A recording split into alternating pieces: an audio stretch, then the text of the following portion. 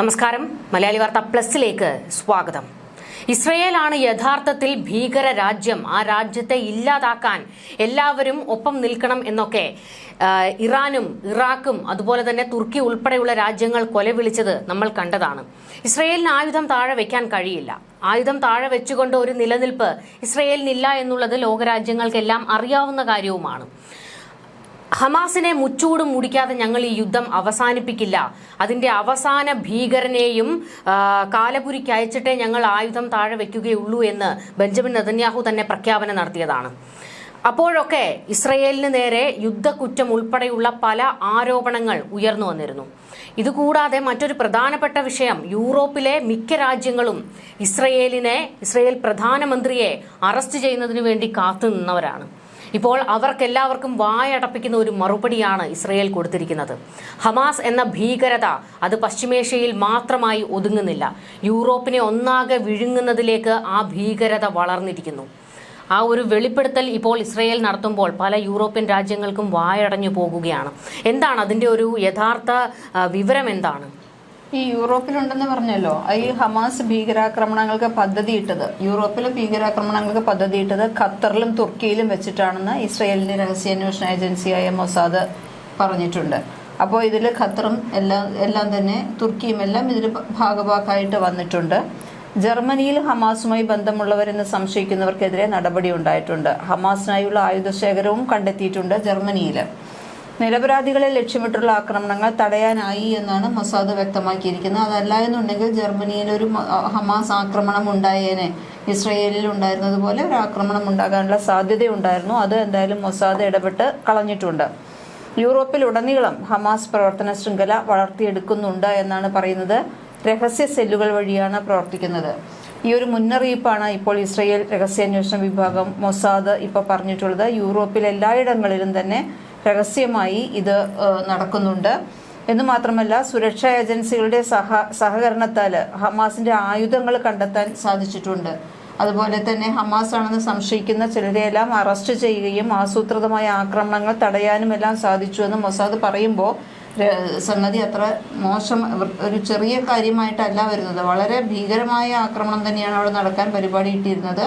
അതാണ് മൊസാദ് ഇടപെട്ട് തടയാൻ സാധിച്ചത്. അപ്പോൾ യൂറോപ്പിൽ ഉടനീളം പ്രത്യേകിച്ച് ജർമ്മനിയിലെല്ലാം തന്നെ ഇത്തരം ആക്രമണങ്ങൾ നടക്കാനുള്ള സാധ്യത ഒരുപാടായിരുന്നു.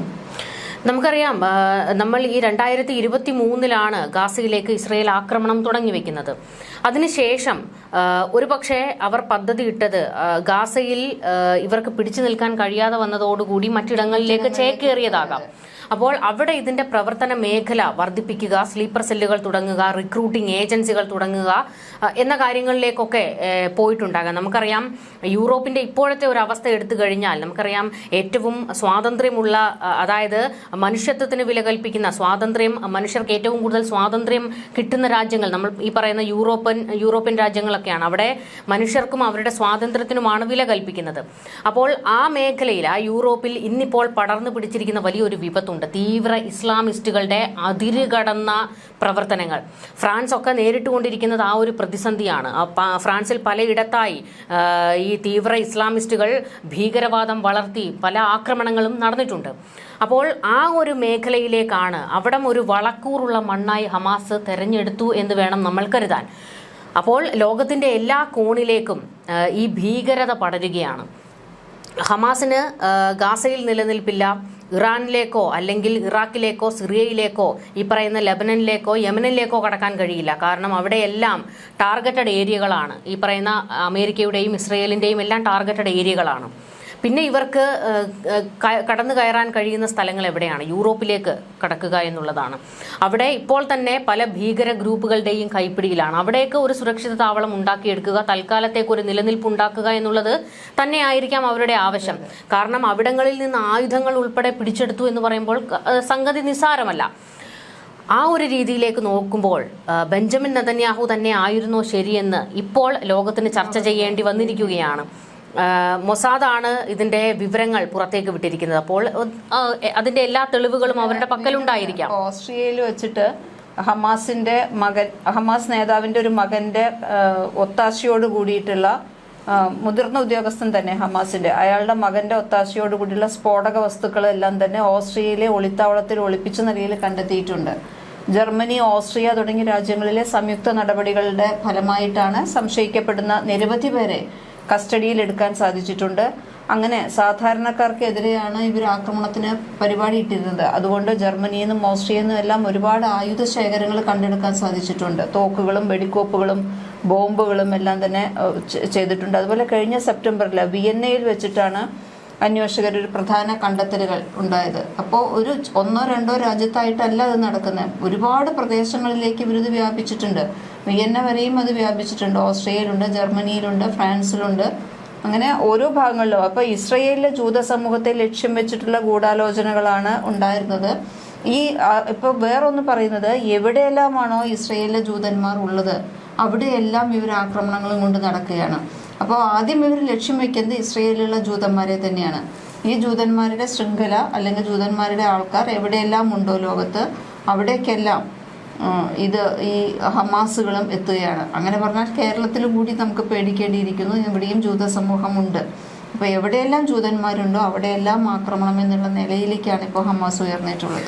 നമ്മൾ ഫ്രാൻസിലെ ഒരു പ്രതിസന്ധി ഈ അടുത്ത കാലത്ത് നമ്മൾ കണ്ടതാണ്. അതായത് അവിടുത്തെ ഒരു അധ്യാപകനെ വിദ്യാർത്ഥി കഴുത്തറുത്ത് കൊലപ്പെടുത്തിയ ഒരു സംഭവം ഉണ്ടാകുന്നു. ഏകദേശം 2020 ആ ഒരു സമയത്തോടു കൂടിയാണെന്ന് തോന്നുന്നു. 2020 2021 ആ ഒരു സമയത്തോടു കൂടിയാണ് കൊലപ്പെടുത്തുന്നത്. പ്രവാചകന്റെ കാർട്ടൂൺ പ്രദർശിപ്പിച്ചതിനായിരുന്നു. അതായത് ഈ കാർട്ടൂൺ പ്രദർശിപ്പിച്ച് പ്രവാചകനെ വികലമായി ചിത്രീകരിച്ചു എന്നുള്ള ഒരു കോപത്തിൽ മതവെറി തലയ്ക്ക് പിടിച്ച ഒരു വിദ്യാർത്ഥി സ്വന്തം അധ്യാപകനെ കഴുത്തറുത്ത് കൊലപ്പെടുത്തുന്നു. അതിനുശേഷം ഫ്രാൻസിൽ ഉടനീളം നമ്മൾ കണ്ടത് വലിയ പ്രതിഷേധങ്ങൾ ഉണ്ടാകുന്നതാണ്. അവിടുത്തെ ജനങ്ങൾക്കിടയിലേക്ക് കടന്നു കയറി അവിടുത്തെ ജനങ്ങളുടെ ജീവിത രീതികളെ പൊളിച്ചെഴുതാൻ ഒരു കൂട്ടർ ശ്രമിക്കുന്നു. അതായത് അവരുടെ സ്വതന്ത്രമായി ജീവിക്കുന്ന അല്ലെങ്കിൽ വിശ്വാസം എന്നതിനപ്പുറത്തേക്ക് മനുഷ്യന് വില കൊടുക്കുന്ന ഒരു സമൂഹമാണ് ഫ്രാൻസ് ഉൾപ്പെടെയുള്ള രാജ്യങ്ങൾ.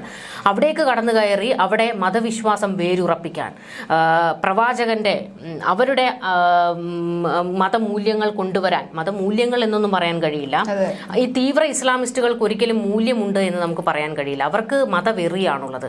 അതെല്ലാം പ്രചരിപ്പിക്കാൻ ഇവർ നീക്കം നടത്തുന്നു. അവിടുത്തെ പള്ളികളിൽ ഈ മുഹമ്മദ് നബിയുടെ ക്വാഡ്സ് ഒക്കെ അവിടുത്തെ ചുമരുകളിൽ എഴുതി വെക്കുക, അത്തരത്തിലൊരു ഭീകരമായ അന്തരീക്ഷം ഉണ്ടാക്കിയെടുക്കുക. ഫ്രാൻസ് കഴിഞ്ഞ ഇടകളിൽ കടന്നുപോയത് ഈ ഒരു ഭീകരവാദ മുഖത്തോടു കൂടിയാണ്. അതുകൊണ്ട് തന്നെയാണ് നമ്മൾ കണ്ടതാണ് ബെഞ്ചമിൻ നെതന്യാഹുവിന് നേരെ അറസ്റ്റ് വാറണ്ട് വന്നപ്പോൾ പോലും ഫ്രാൻസ് അതിന് തയ്യാറായില്ല. ഇറ്റലി പറഞ്ഞു ഞങ്ങൾ അറസ്റ്റ് ചെയ്യും എന്നുള്ള ഒരു കാര്യം. പക്ഷേ ഫ്രാൻസ് അത്തരം ഒരു നീക്കത്തിലേക്കൊന്നും കടന്നില്ല. ഞങ്ങൾ അറസ്റ്റ് ചെയ്യും എന്നുള്ള ഒരു നിലപാടൊന്നും സ്വീകരിച്ചിരുന്നില്ല. കാരണം അവരതിൻ്റെ ഒരു വിപത്ത് അനുഭവിച്ചു തുടങ്ങിയിട്ടുണ്ട്. അത് ഒരു പരിധിയിൽ കൂടുതൽ ഇമ്മാനുവൽ മാക്രോൺ തന്നെ വരുത്തി വെച്ചതാണ്. അപ്പോൾ അത്തരത്തിലുള്ള പ്രതിസന്ധികൾ ഒക്കെ ഇപ്പോൾ ഈ യൂറോപ്യൻ രാജ്യങ്ങളെയും വിഴുങ്ങി തുടങ്ങിയിട്ടുണ്ട് എന്നുള്ളതാണ് ഏറ്റവും പ്രധാനപ്പെട്ട ഒരു വസ്തുത. അതിൽ ഏറ്റവും ഇപ്പോൾ ഓസ്ട്രിയയാണ് ഏറ്റവും പ്രശ്നമായിട്ട് നിൽക്കുന്നത്. ഓസ്ട്രിയയിൽ മുതിർന്ന ഹമാസ് രാഷ്ട്രീയ ബ്യൂറോ ഉദ്യോഗസ്ഥൻ ബസം നായിം ഉണ്ടല്ലോ, അയാളുടെ മകൻ മുഹമ്മദ് നായിമിനടുത്ത് ഒരുപാട് വെടിക്കോപ്പുകളും തോക്കുകളും എല്ലാം കൂടി കണ്ടെടുത്തിട്ടുണ്ട്. ഇതും ഓസ്ട്രിയയിലാണ് നടന്നിട്ടുള്ളത്. അപ്പോൾ ഈ ബാസിം നെയ്മിന്റെ മകനും ഗാസയിലെ മുതിർന്ന ഹമാസ് നേതാവുമായ ഖലീൽ അൽ-ഹയ്യുമായിട്ട് അടുത്ത ബന്ധം പുലർത്തുന്നയാളാണ് ഈ മുഹമ്മദ് നയീം എന്ന് പറയുന്ന ആള്. അപ്പോൾ മുഹമ്മദ് നയീം അവിടെ എത്തിയിട്ടുണ്ട് എന്ന് പറയുമ്പോൾ ഈ പറയുന്ന അൽ-ഹയ്യുമായിട്ടൊക്കെ അടുത്ത ബന്ധം പുലർത്തുന്ന ആളായതുകൊണ്ട് അവിടെ തീവ്രവാദം വളരെ ഈ പറഞ്ഞ ഫ്രാൻസിൽ അധ്യാപകനെ കൊന്നു എന്ന് പറയുന്ന രീതിയിലേക്ക് വളരുന്നത് അതുകൊണ്ടാണ്. കാരണം ഈ ഹമാസ് നേതാക്കന്മാരുടെ മക്കളാണ് ഇപ്പോൾ യൂറോപ്പിലെ പലയിടങ്ങളിലും ഇത് ഹമാസ് പ്രചരിപ്പിക്കുന്നത്, ഹമാസിസം പ്രചരിപ്പിക്കുന്നത്. നമ്മൾ ഇപ്പോൾ നമ്മൾ രാജ്യത്ത് തന്നെ, അതായത് നമ്മുടെ ഇന്ത്യയിൽ തന്നെ നമ്മളൊരു വലിയ വിപത്ത് നേരിട്ടുകൊണ്ടിരിക്കുകയാണ്. അതായത് ഹമാസിന്റെ ആശയങ്ങളും അവരുടെ ആക്രമണ രീതികളും ഒക്കെ പലരും പകർത്തുന്നു എന്നുള്ളതാണ്. അതിന്റെ ഏറ്റവും വലിയ ഉദാഹരണമാണ് ഇന്നിപ്പോൾ കശ്മീരിലെ പല ആശുപത്രികളിലും NIA-യുടെ അതിശക്തമായ റെയ്ഡ് നടക്കുകയാണ്. കുൽഗാമിൽ ഉൾപ്പെടെ പുൽവാമ, കുൽഗാം, ശ്രീനഗർ അവിടങ്ങളിലെ ആശുപത്രികളിലെല്ലാം ഇന്നിപ്പോൾ വ്യാപകമായ റെയ്ഡ് ആരംഭിച്ചിരിക്കുകയാണ്. പ്രധാന കാരണം കാരണം ഈ പറയുന്ന ഡൽഹി സ്ഫോടനത്തിന് പിന്നിൽ പ്രവർത്തിച്ച ഡോക്ടർ മൊഡ്യൂള് അവരുടെ ആയുധങ്ങൾ സംഭരിക്കുന്നതിന് ആശുപത്രികളെ കേന്ദ്രമാക്കി എന്നുള്ളതാണ്. അപ്പോൾ ഇതൊക്കെ നമ്മളൊരു ഹമാസിന്റെ രീതിയായിരുന്നു. കാരണം ആശുപത്രികളുടെ ടണലിൽ ഈ പറയുന്ന ആയുധങ്ങൾ ശേഖരിച്ചു വെക്കുക, ഭീകരരുടെ എല്ലാ കോട്ടകളുമായി ഈ ടണലുകൾ മാറിയത് നമ്മൾ കണ്ടതാണ്. അതേ ഒരു രീതി.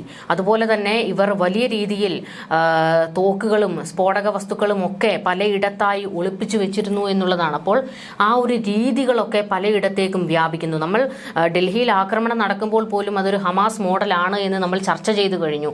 കാരണം രാജ്യത്തിനുള്ളിലേക്ക് കടന്നു കയറിക്കൊണ്ട് രാജ്യത്തിനകത്ത് വലിയ ആക്രമണങ്ങൾ പദ്ധതിയിട്ട് നടപ്പാക്കുന്നു. അതിൽ ചാവേറായി പൊട്ടിത്തെറിച്ച ഉമർ നബി അൽഖ്വയ്ദയുമായും ഇസ്ലാമിക് സ്റ്റേറ്റുമായും ബന്ധമുള്ള ആളാണ്. അയാൾക്ക് കൂടുതൽ ആവേശം പകർന്നത് ഇസ്ലാമിക് സ്റ്റേറ്റിന്റെ ആശയങ്ങളായിരുന്നുവെന്ന്. ഏറ്റവും ക്രൂരമായ രീതിയിൽ എതിരാളികളെ കൊല്ലുന്ന ആൾക്കാരാണ് ഈ പറയുന്ന ഇസ്ലാമിക് സ്റ്റേറ്റ്. ആ ഒരു രീതിയായിരുന്നു അയാൾക്ക് പ്രചോദനമായി ഉണ്ടായിരുന്നത് എന്ന് NIA യുടെ റിപ്പോർട്ട് പുറത്തേക്ക് വന്നിട്ടുണ്ട്. കഴുത്തറുത്ത് കൊലപ്പെടുത്തുക, ഏറ്റവും മൃഗീയമായ കൊലപാതകങ്ങൾ നടത്തുക എന്നുള്ള രീതികളൊക്കെ. അപ്പോൾ ഇത് ലോകം മുഴുവൻ സ്പ്രെഡ് ആകുകയാണ്. ഈ ഒരു അതുമാത്രമല്ല, ഉമർ നബിയുടെ ഗോഡ്ഫാദർ ആരാണ് എന്ന് കണ്ടെത്തിയിട്ടുണ്ട്. അതായത് ജമ്മു കശ്മീരിലെ ഹിസ്ബുൾ ഭീകരവാദത്തിന്റെ ഏറ്റവും തലതൊട്ടപ്പനെന്നല്ല, കമാൻഡറായിട്ടുള്ള ഏറ്റവും പ്രധാനിയായിരുന്ന ബുർഹാൻ വാണിയാണ് ഇയാളുടെ സൂപ്പർ ഹീറോ എന്ന് ഇന്നിപ്പോൾ തെളിഞ്ഞിട്ടുണ്ട്. അയാൾ വലിയ സ്ഫോടനങ്ങളും ആക്രമണ പരമ്പരകളും കശ്മീരിൽ നടത്തിയ ആളാണ് ബുർഹാനെ 2016 നമ്മുടെ കശ്മീർ സൈന്യം വെടിവെച്ച് കൊലപ്പെടുത്തുന്നത്. ഈ ചോരയ്ക്ക് മറുപടി പറയിക്കുമെന്ന് പറഞ്ഞുകൊണ്ടാണ് ഈ വൈറ്റ് കോളർ മൊഡ്യൂളിൽ ഈ പറയുന്ന ഉമർ നബി കടന്നു കയറിയത്. അങ്ങനെ ഒരു ഡൽഹിയിൽ വലിയൊരു ആക്രമണത്തിന് ഇവർ പദ്ധതിയിട്ടു എന്നുള്ളതാണ്. മറ്റൊരു പ്രധാന വിഷയമെന്ന് പറയുന്നത് ഈ പറയുന്ന ഡോക്ടർ മൊഡ്യൂള് പല മൊഡ്യൂളുകളായിട്ടായിരുന്നു ഉണ്ടായിരുന്നതെന്ന് നമ്മൾ പറഞ്ഞു കഴിഞ്ഞു. ഇതിൽ എല്ലാ അതായത് ഈ മൊഡ്യൂളിലുള്ളവർക്ക് പരസ്പരം എല്ലാവരെയും അങ്ങോട്ടും ഇങ്ങോട്ടും അറിയില്ല. കാരണം ഈ രഹസ്യങ്ങൾ, അതായത് ഒരു മൊഡ്യൂൾ പിടിക്കപ്പെട്ടു കഴിഞ്ഞാൽ അടുത്തതിനെ പിടിക്കപ്പെടരുത്. അപ്പോൾ അവർ ഒളിവിൽ പോകുകയും പിന്നെ ഒരു സമയം കിട്ടുമ്പോൾ പുറത്തേക്ക് വന്ന് ഒരു ആക്രമണം നടത്തുകയും ചെയ്യണം.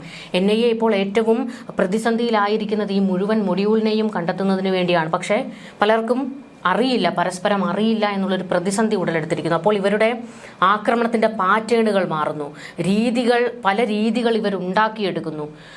നമുക്ക് ഇതുവരെ ചിന്തിക്കാൻ കഴിയാത്തൊരു കാര്യമായിരുന്നു നമ്മുടെ ഇന്ത്യയിൽ ഒരു വൈറ്റ് കോളർ ടെററിസം ഉണ്ടാകുമെന്നുള്ളത്. നമുക്ക് ചിന്തിക്കാൻ പോലും കഴിയുന്ന കാര്യമായിരുന്നില്ല.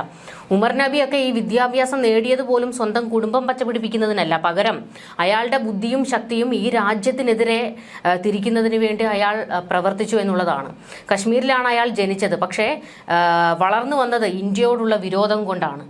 ആ ഒരു വിരോധമാണ് ഇന്നിപ്പോൾ ഡൽഹിയിൽ ഒരു സ്ഫോടനം നടത്തി സ്വയം ചാവേറാകുന്നതിലേക്ക് അയാളെ കൊണ്ട് എത്തിച്ചത്. നമ്മളൊക്കെ മുൻപേക്കെ പറയുകയാണെങ്കിൽ ഇപ്പോൾ രാഷ്ട്രീയ പ്രവർത്തകരായാലും സമൂഹ സേവനത്തിന് ഇറങ്ങുന്നവരായാലും വിദ്യാഭ്യാസം വേണം.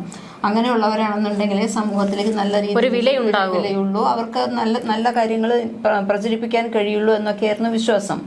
ഇപ്പോൾ ശരിക്കും പറഞ്ഞാൽ പേടിക്കേണ്ടത് സമൂഹത്തിൽ ഉന്നത നിലയിലുള്ള നല്ല വിദ്യാഭ്യാസം ലഭിച്ചിട്ടുള്ള, അതുപോലെ തന്നെ പഠിക്കുന്ന സമയത്ത് വേറെ നോക്കിക്കഴിഞ്ഞാൽ കാണാം, ഈ തീവ്രവാദികൾ ഈ ഡോക്ടർ മൊഡ്യൂളിൽ ഉണ്ടായിരുന്ന പലരും പഠിക്കുന്ന സമയത്ത് റാങ്ക് വരെ കിട്ടി ജയിച്ച ആൾക്കാരാണ്. അപ്പോൾ അത്രയും മിടുക്കന്മാരായിട്ടുള്ള ആൾക്കാരെയാണ് ഇപ്പോൾ ഇവര് തെരഞ്ഞു പിടിച്ച് ഈ മതം കുത്തിവെക്കുന്നത്. അപ്പോൾ ഇവർക്കെന്ന് വെച്ച് കഴിഞ്ഞാൽ നല്ല എഞ്ചിനീയറിംഗ് സ്കില്ലുള്ള ആൾക്കാരെയും അതുപോലെ ഇവർ വളരെയധികം കൂടുതലായിട്ട് ഉപയോഗിക്കുന്നുണ്ട്. കാരണം ഇങ്ങനെയുള്ള ആൾക്കാരിലാണ് ഈ ബോംബ് നിർമ്മാണവും ഈ സംഭവങ്ങളും എല്ലാം കൂടുതലായിട്ട് വരുന്നത്. ഈ നമ്മൾ ഹമാസിലേക്ക് തന്നെ വരികയാണെങ്കിൽ ഈ ഹമാസിന്റെ ആൾക്കാരെന്ന് പറഞ്ഞു കഴിഞ്ഞാൽ നമ്മൾ വിചാരിക്കുന്നത് പോലെ മറ്റേ താടിയും തൊപ്പിയും വെച്ച് തെക്ക് വടക്ക് നടക്കുന്നവന്മാരാരുമല്ല. നല്ല വിദ്യാഭ്യാസം ഉള്ളവന്മാരാണ്. എഞ്ചിനീയർ ബിരുദധാരികള്, ഡോക്ടർമാര്, അതുപോലെ തന്നെ IT പ്രൊഫഷനുകളിലൊക്കെയാണ് അത്തരത്തിലുള്ള വളരെ മികച്ച വിദ്യാഭ്യാസമുള്ളവരാണ്. ഇവരിൽ പലരും പുറത്തൊക്കെ പോയി പഠിച്ചു തിരികെ വന്നവരാണ്. അപ്പോൾ അത്തരത്തിൽ വലിയ ഒരു നിലകളിലേക്ക് എത്തേണ്ട ആൾക്കാരൊക്കെയാണ് ഈ ഭീകരവാദത്തിലേക്ക് തിരിഞ്ഞു പോയിരിക്കുന്നത്. അപ്പോൾ ലോകത്തിൽ ഭീകരവാദത്തിന്റെ ഒരു വലിയ പൊളിച്ചെഴുത്ത് വന്നിരിക്കുന്നു. അതായത് അവരുടെ രീതികൾ മാറിയിരിക്കുന്നു എന്നുള്ളതാണ്. നമുക്ക് ചിന്തിക്കാൻ പോലും കഴിയാത്ത ഒരു തരത്തിലേക്ക് അവരുടെ ചുവടുവെപ്പ് മാറ്റിയിരിക്കുന്നു എന്നുള്ളതാണ്. ഇന്നിപ്പോൾ പല യൂറോപ്പിൽ ഉൾപ്പെടെ ഇവർക്ക് കടന്നു കയറാൻ കഴിഞ്ഞിട്ടുണ്ടെങ്കിൽ വലിയ ഒരു റാക്കറ്റ് ഇതിൻ്റെ പിന്നിൽ ഓരോ ഗ്രൂപ്പുകളായി പ്രവർത്തിക്കുന്നു എന്നുള്ളതാണ്. ഇവർക്ക് സഹായങ്ങൾ നൽകാൻ, ആയുധങ്ങൾ എത്തിച്ചു കൊടുക്കാൻ, സ്ഫോടക വസ്തുക്കൾ എത്തിച്ചു കൊടുക്കാൻ, വിവരങ്ങൾ കൈമാറാൻ പല പല രീതികൾ, പല സഹായങ്ങൾ. തുർക്കിയിൽ നിന്ന് പ്രവർത്തിക്കുന്ന വ്യക്തികളിലാണ് ഇപ്പോൾ അന്വേഷകർ ഏറ്റവും കൂടുതൽ ശ്രദ്ധ കേന്ദ്രീകരിച്ചിരിക്കുന്നത്. കാരണം നവംബറിൽ ബുർഖാൻ അൽ ഖാദിബിനെ ജർമ്മൻ അധികൃതർ അറസ്റ്റ് ചെയ്തിരുന്നു എന്ന് മൊസാദ് പറയുന്നു. ഇതെല്ലാം തുർക്കിയിൽ നിന്നിട്ട് വന്നിട്ടുള്ള ആൾക്കാരാണ്. ഇപ്പൊ യൂറോപ്യൻ ഇന്റലിജൻസ് സേവനങ്ങളെല്ലാം തന്നെ ഇതിൽ വളരെയധികം ശക്തമായ നടപടികൾ എടുക്കാൻ ഇറങ്ങിയിട്ടുണ്ട്.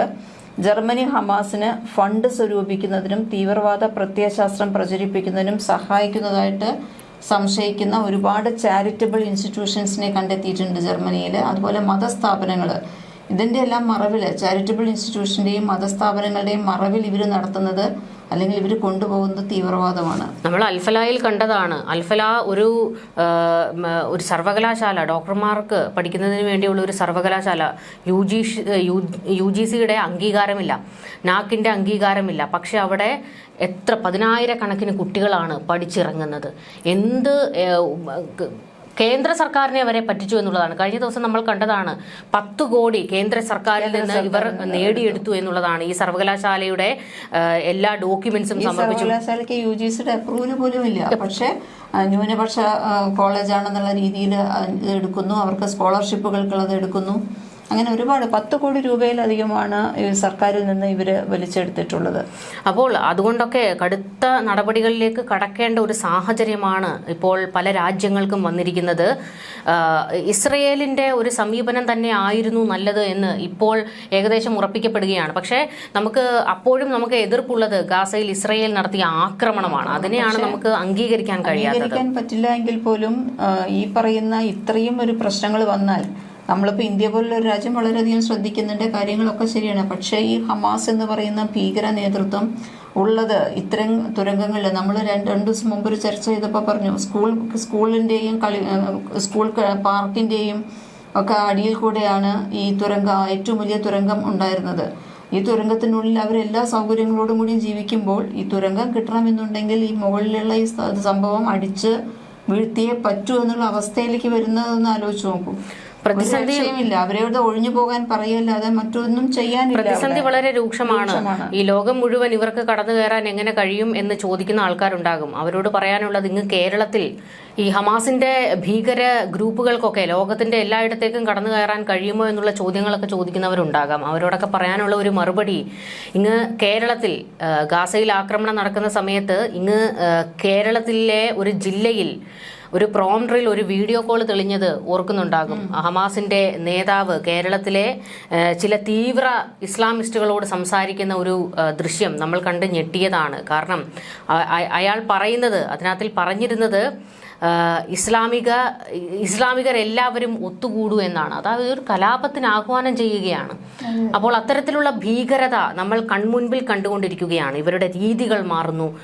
ഭയക്കേണ്ട ഒരു സാഹചര്യം തന്നെയാണ് ഉടലെടുത്തിരിക്കുന്നത്. അതിനോട് കൂടുതൽ താല്പര്യം വരുന്നുണ്ട്. അതുകൊണ്ടാണ് ജനങ്ങൾക്ക് എന്നല്ല, ഈ പ്രത്യേകിച്ച് ഒരു വിഭാഗം ചെറുപ്പക്കാർക്ക് അതിനോട്, ഈ തീവ്രവാദത്തിനോട് ഒരു ആഗ്രഹം തോന്നുന്നു. അല്ലെങ്കിൽ കാര്യം അതിനൊരു കാര്യവുമുണ്ട്. ഇപ്പോൾ തീവ്രവാദി നേതാക്കളെ എല്ലാവരെയും വെള്ളപൂശി മറ്റേ BGM ഇട്ട് വീഡിയോകൾ വരെ കാണിക്കുന്ന കാലം തുടങ്ങിയിട്ടുണ്ടായിരുന്നല്ലോ. നമ്മള് ഈ അവിടുത്തെ ഉത്സവങ്ങൾക്ക് നമ്മളിവിടെ ഇങ്ങനെ രാവണന്റെയും രാമന്റെയും സീതയുടെയും ദേവിയുടെയും എല്ലാം ചിത്രങ്ങൾ കട്ടൗട്ട് ചെയ്യുന്നതിന് പകരമായിട്ട് യഹ്യ സിൻവറിന്റെയും എല്ലാം, ഇസ്മയിൽ ഹനിയയുടെയും ഒക്കെ, അത് തൃത്താലയിൽ നടന്ന ദേശോത്സവത്തിൽ. അപ്പോൾ കേരളത്തിൽ സംഭവിച്ച കാര്യങ്ങളാണ് ഇത്. അപ്പോൾ ഈ ഹമാസിനെ പോലെ ആയുധം എടുക്കണമെന്ന് കഴിഞ്ഞ ദിവസങ്ങളിലൊക്കെ നമ്മുടെ ചർച്ചയ്ക്ക് താഴെ പലരും ഇന്ത്യ അതുപോലെ ആകണമെന്ന് പറഞ്ഞിരുന്നു. നമ്മൾ ഭീകരവാദത്തെ തുടച്ചു നീക്കാൻ അതിശക്തമായി ഇറങ്ങേണ്ടിയിരിക്കുന്നു. എന്തായാലും ഇപ്പോൾ യൂറോപ്യന്മാർക്കെല്ലാം കണക്കിന് കിട്ടിയിരിക്കുകയാണ്. കൂടുതൽ ചർച്ചകളുമായി കാണാം. നമസ്കാരം.